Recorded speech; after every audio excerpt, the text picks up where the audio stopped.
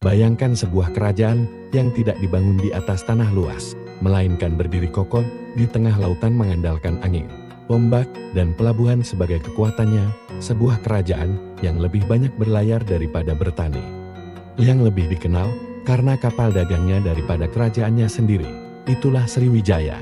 Sriwijaya adalah salah satu kerajaan maritim terbesar di Asia Tenggara, yang berkuasa dari abad ke-7 hingga ke-13 Masehi. Kerajaan ini bukan hanya kaya secara ekonomi, tetapi juga menjadi pusat intelektual dan keagamaan, dan inilah kisah lengkap tentang kejayaan Sriwijaya. Kerajaan yang membangun imperiumnya di atas lautan, Sriwijaya didirikan oleh seorang tokoh bernama Dapuntahyang Srijayanasa. Bukti sejarah tentang keberadaan Sriwijaya berasal dari prasasti Kedukan Bukit yang ditemukan di tepi Sungai Tatang, dekat Palembang, Sumatera Selatan. Prasasti yang dipahat dalam aksara Palawa dan bahasa Melayu kuno ini bertanggal 682 Masehi. Isinya menceritakan perjalanan suci Dapuntahyang yang memimpin pasukan dan membawa bala tentara dari Minanga ke wilayah baru dengan kekuatan 20.000 pasukan. Prasasti ini merupakan catatan tertulis tertua yang menyebut nama Sriwijaya, menjadikannya bukti historis yang kokoh mengenai awal mula kerajaan ini. Berdasarkan data arkeologis dan toponimi, pusat kekuasaan Sriwijaya diyakini berada di sekitar wilayah Palembang modern. Sriwijaya berdiri di titik paling strategis di Asia Tenggara, yaitu Selat Malaka. Di selat ini menghubungkan Laut Cina Selatan dan Samudra Hindia, menjadikannya jalur utama perdagangan internasional. Dalam catatan Itsing, seorang biksu Tiongkok yang tinggal di Sriwijaya selama 6 bulan pada tahun 671 Masehi, disebutkan bahwa kerajaan ini menjadi tempat persinggahan penting bagi para pelaut dan biksu yang hendak ke India. Itsing menyebut Sriwijaya sebagai pusat studi agama Buddha yang sangat maju, bahkan menyarankan pelajar dari Tiongkok untuk belajar di Sriwijaya sebelum melanjutkan ke Nalanda di India. Sriwijaya memanfaatkan lokasinya dengan sangat baik. Di kerajaan ini membangun pelabuhan-pelabuhan besar dan mengembangkan sistem navigasi serta logistik yang efisien.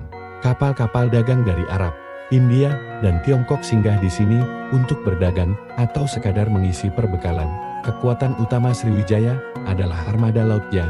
Mereka memiliki kapal dagang dan kapal perang yang besar, dikenal dengan sebutan jong atau jukung besar. Kapal-kapal ini mampu berlayar jauh, bahkan hingga ke wilayah India dan Filipina. Sriwijaya tidak hanya menguasai wilayah darat, tetapi juga mengontrol lautan. Mereka mengenakan pajak atas kapal-kapal asing yang melintasi Selat Malaka. Sistem ini membuat Sriwijaya kaya raya dan menjadikannya negara pelabuhan yang sangat makmur. Pelaut-pelaut Sriwijaya dikenal ahli membaca bintang dan arah angin, memungkinkan mereka menaklukkan lautan luas. Beberapa sumber menyebut Sriwijaya bahkan memiliki armada patroli laut untuk menjaga keamanan jalur dagang mereka dari ancaman bajak laut. Sriwijaya bukan hanya pusat perdagangan, tetapi juga pusat kebudayaan dan agama Buddha Mahayana. Banyak prasasti dan artefak yang ditemukan menunjukkan dukungan Raja-Raja Sriwijaya terhadap pembangunan biara dan candi Buddha. Biksu Itsing menulis bahwa Sriwijaya memiliki sekitar 1.000 biksu dan guru agama yang mengajarkan teks-teks suci Buddha.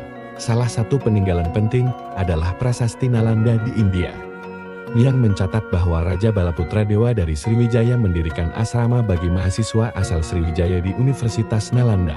Kerajaan ini berperan besar dalam menyebarkan ajaran Buddha ke wilayah Asia Tenggara lainnya, termasuk ke Jawa, Semenanjung Malaya, dan bahkan ke Thailand. Puncak kejayaan Sriwijaya terjadi antara abad ke-9 dan ke-11 Masehi. Pada masa itu, Sriwijaya bukan hanya penguasa wilayah Sumatera, tetapi juga mengendalikan pusat-pusat dagang penting seperti Kedah di Semenanjung Malaya, Tumasik atau Singapura, dan bahkan sebagian wilayah Jawa dan Kalimantan. Mereka menjalin hubungan diplomatik dengan dinasti Tang di Tiongkok dan kerajaan Chola di India. Catatan dinasti Tang menyebut Sriwijaya sebagai pengirim upeti tetap ke Tiongkok. Hubungan diplomatik ini sekaligus memperkuat jaringan dagang antar negara. Sriwijaya juga memiliki sistem logistik canggih untuk zaman itu. Pelabuhan mereka menjadi pusat bongkar muat, pengemasan ulang, hingga distribusi barang ke seluruh Nusantara. Namun, kejayaan tak berlangsung selamanya. Tahun-tahun 1025 Masehi, kerajaan Chola dari India menyerang Sriwijaya dalam ekspedisi militer besar.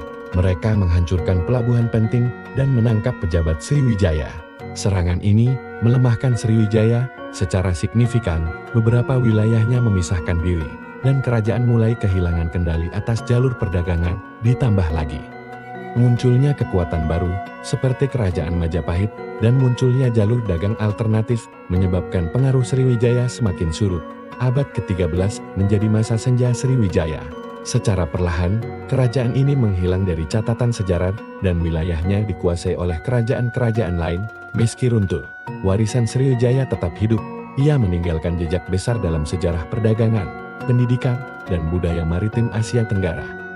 Sebagai pelopor kekuatan maritim Nusantara, Sriwijaya membuktikan bahwa Indonesia, sejak dahulu, telah menjadi pusat lalu lintas laut dunia.